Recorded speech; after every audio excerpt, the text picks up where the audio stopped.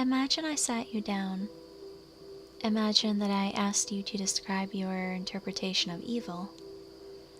My guesses would suggest that you described to me a shadowy figure in the corner of your eye, a figure with pale white skin, sunken red eyes, and a haunting and crooked demeanor. Now imagine if I told you that you are wrong. Imagine that I told you that you hadn't the faintest clue what evil was. I'm not quite sure where to begin. My name is Dr. Scott McAllister, Professor of Psychology at the University of Edinburgh, and I have seen the true face of evil. My story begins 15 years ago, just outside of Glasgow. I was working as a child psychologist, helping children to overcome common childhood phobias. Darkness, spiders, the boogeyman under the bed, all the usual things that children face during childhood. My expertise at the time was far beyond what I was doing, but knowing that I had helped these children meant I was perfectly happy in my job. Happy until the day I met her, Marianne Reynolds. Her parents had called me one winter morning, explaining that over the past few weeks, their daughter had become afraid of almost everything. She was afraid to go to sleep at night, she was afraid of empty rooms, afraid of talking to her friends. It was even a struggle to make the girl eat. When her parents confronted her about it, she simply said that she was scared. She would go quiet when asked for an explanation. Later that afternoon, I set off to meet the girl. After a half-hour drive out of town, I found myself at a ramshackle old farmhouse, surrounded by old abandoned stables and grain silos. I knocked on the door to be met by two anxious-looking parents. I followed them upstairs into their daughter's bedroom. They opened the door, and what I saw made me feel faint for a moment. In the middle of the room sat the little girl, her knees pulled up to her chest and her shoulders wrapped tightly around her shins. Her head drooped down, and long locks of greasy blonde hair shielded her eyes from the room. Her faint voice whispered unintelligible sounds. The wallpaper had been torn from the walls, leaving only small shreds of paper hanging from plaster. The carpet was in a similar state, only small sections remained, exposing the filthy, ancient floorboards below, ingrained with scratches made by tiny little hands. In the corners of the room lay piles of dismantled furniture, broken down by hand into sharp, splintered planks of wood. Everything was fine until a couple weeks ago, her father told me. At first, we thought it was just some kind of game she was playing, but her condition deteriorated. I found the sight incredibly disturbing. It honestly chilled me to the bone. Her parents led me into the front room. "Is there anything you can do for her?" the mother begged. I'll see what I can do," I replied. But the truth of it was, I felt immediately out of my depth. It was unlike anything I'd ever seen before. I pressed on with the questions regardless. Tell me about Marianne." The girl's mother fought back a tear in her eye as she cast her mind back to before everything that happened. Marianne was always a normal girl. She was never in trouble at school, she had lots of friends, always tried her hardest. She was completely fine until she started this whole angel business. "Angel?" I interrupted. "Her imaginary friend." Mrs. Reynolds paused for a moment. She then went on to explain that the little girl had been outside playing in the snow one evening when she claimed to have seen a bright light in the sky. The child had claimed that the light came down to her and said that it was an angel lost on its way to heaven. Since nobody else in the family could see the figure, her mother had just assumed it was a figment of the young girl's imagination, and she shook it off as a passing phase. Her mother told me that rather than growing out of the phase like she hoped, the girl had become more and more insistent that her imaginary friend was actually real. to the point where she had resorted to violence whenever anyone denied the existence of Angel. By the time her mother had finished explaining, it was getting pretty dark, so I decided to make my way home, promising that I would return later in the week. As I left the house, I felt eyes upon me. I turned back and looked at the house, and in the top floor window sat Marianne, smiling at me as I drove away. The country road was dark and winding, lit only by the dim headlamps on my car. Making my way through the narrow lanes, I was suddenly met by an object in the road, hurtling out of the hedgerow at breakneck speed. Its body reflected the dull light from the headlights, creating a truly terrifying shadow on the road ahead. I slammed on the brakes, coming to a halt mere feet from the object, which now slumped over in the middle of the road. Upon inspection, the object revealed itself to be a carcass of a deer, long since dead. Maggots seeped through bald, decomposing holes in its flesh, and flies erupted from the sockets that once held eyes, and the stench of decay filled the cool country air. There was no way that this deer had actually jumped out in front of me. I went back to my car and opened the glove box and pulled out a small hand crank torch. I turned the handle of the light, and light began to radiate from the bulb. I shone the ray of light against the bushes on either side of the road, the shadows of thorns and berries dancing as the glow passed over them. I was about to turn my attention to the other bush when the dancing of the hedgerow stopped, and the beam of my torch found its way through a clearing in the shrubbery, lighting up the cornfield behind it. In the distance was a darkened figure, too far away to actually distinguish any features. I only caught a glimpse of it before my torchlight faded, leaving me in darkness. I furiously cranked the handle some more, and light began to illuminate the field once again. The figure had disappeared, though, leaving no trace of itself in the corn. Deducing that I was the victim of a random, albeit strange act, I kicked what was left of the deer aside and climbed back into my car and carried on with my journey. The rest of the week passed fairly uneventfully, and the following Tuesday I set out once again to see Marianne and her parents. There had been a large snowstorm the evening before, and the roads were covered in layers of thick black ice. As a Scotsman, I wasn't going to let a little bit of snow stop me from doing my job, and set off, despite warnings on the news of unsafe driving conditions. I got to the old farmhouse late that morning. I asked her parents if there had been any change in their daughter's condition. They both looked at one another with apprehension. "She's started drawing again," her father said, forcing a smile. "She's really quite good," he chuckled. I asked if I could see her drawings. Often, a child's drawings can tell you a lot about what's going on inside their head. And I wish I had never asked. First, her father handed me an old Auto Trader magazine, directing me to page 23. An article about the development of the modern car braking system, but scribbled over the article was a crude drawing of a man in a suit. A man with fiery orange hair cut short at the sides and swept back in the middle. It was me. I smiled nervously. "That's quite a likeness," I said, handing back the magazine nervously. Her mother then avoided eye contact with me as she handed me a torn piece of wallpaper from Marianne's room. On the back was another drawing. My blood turned cold in my veins, sending a shiver through my body.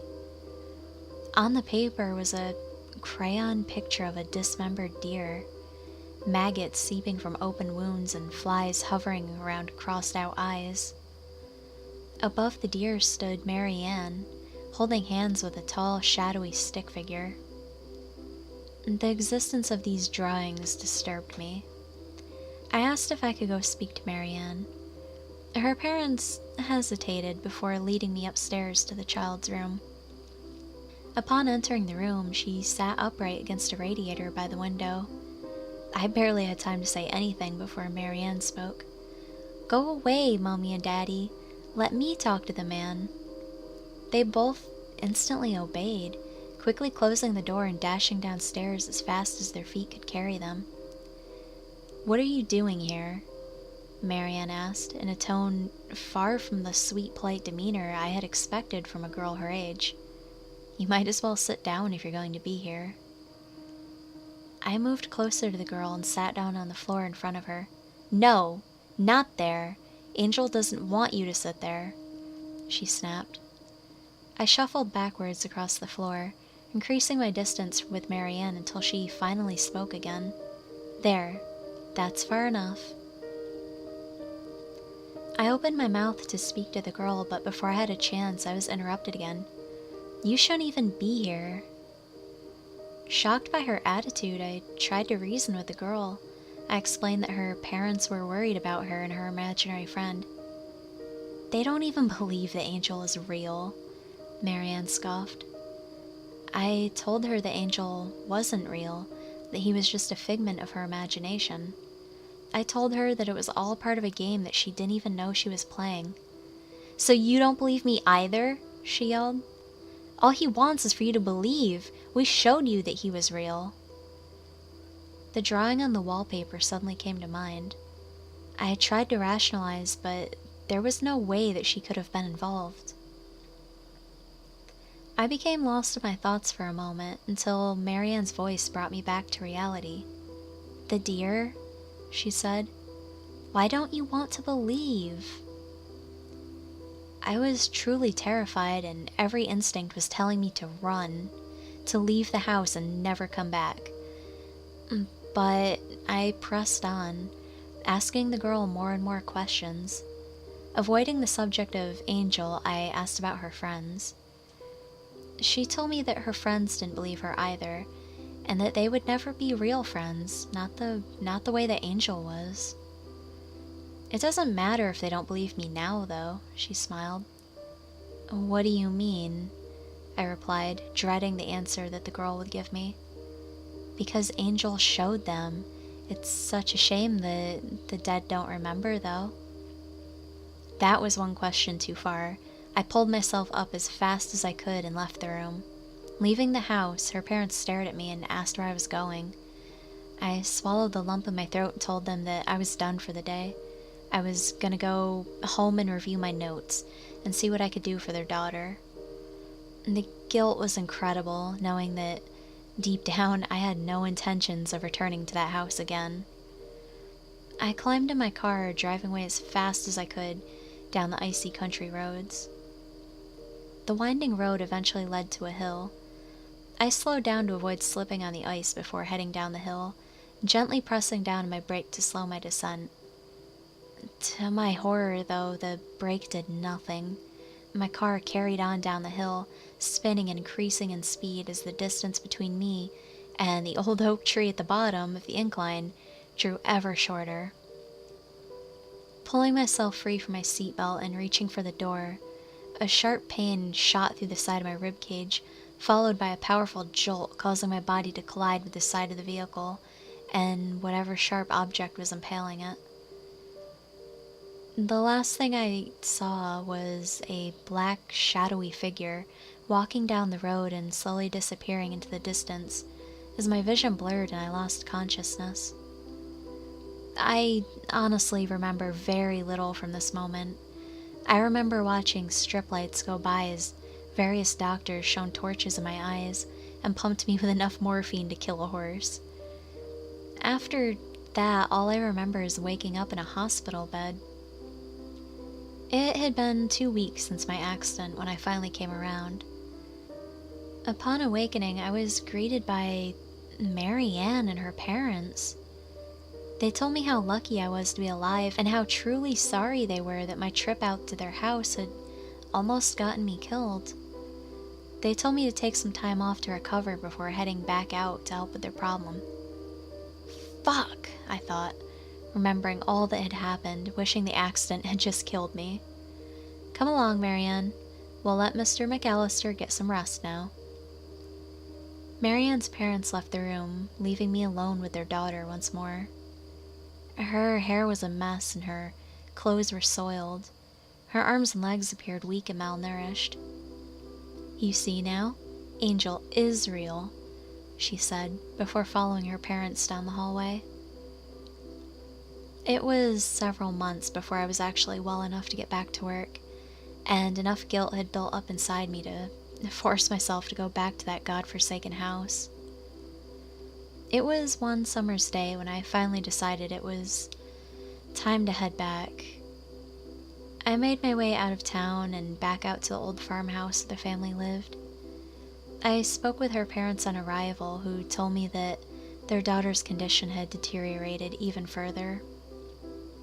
Going against all of my instincts, I asked to see the girl. I was taken upstairs, and once again I was left in her room, with her, alone. When I entered Marianne's room, she was facing out of the window, her back to me. I sat down on her floor where I had months prior, and she turned to face me, sitting with her back against the radiator. She looked different. Her hair was clean and elegantly plaited. She no longer appeared malnourished or weak as she had the last time I saw her. I asked her how she had been, hoping from her appearance that she had improved mentally. "Oh, I've never been better," she smiled. Her manner was different. She was polite and sweet to talk to. Her behavior allowed me to let my guard down a little bit, maybe seeing that what happened to me had helped her overcome her imaginary friend. Maybe my accident had shown her that the things that had happened were just coincidences, and that Angel was her way of understanding the strange things that happened in her life. You seem like a different person," I laughed. "I feel like one," Marianne said. "And there's no more Angel?" I asked her. A beam of light shone down from the skylight. The girl sneezed, burying her face in her hands. As she lifted her head, her eyes were pitch black. The girl shook her head and her eyes returned to normal. "Don't be silly. Me and Angel are closer than we've ever been." The girl smiled a wide smile. "You were right about one thing, Mr. McAllister." "And what was that?" I began to feel nervous again. "Angel was a part of me, but now I'm a part of Angel too." I recall an intense feeling of dread at this point. Angel came to me from the sky. He'd traveled the whole space to find a friend like me. He needed a body, and I needed someone to share my mind with. I began to question at this point if there was anything left of the girl that the two concerned parents downstairs had called me about.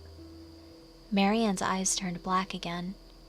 "Marianne is dead," she said. "She's with the angels now." This time I felt no guilt in leaving. Without a word to her parents, I just left. I left that house and I never went back. I have no idea what happened to Marianne or her family, and I don't have much of a desire to know either. All I can hope is that the past days stay buried after I'm done recalling this story to you now. But no matter how hard I try to forget, no matter how many therapists I see, no matter how many nights I wake up screaming, there's one thing I have learned that I will take to the grave. Evil isn't always your enemy. Sometimes it can be your friend.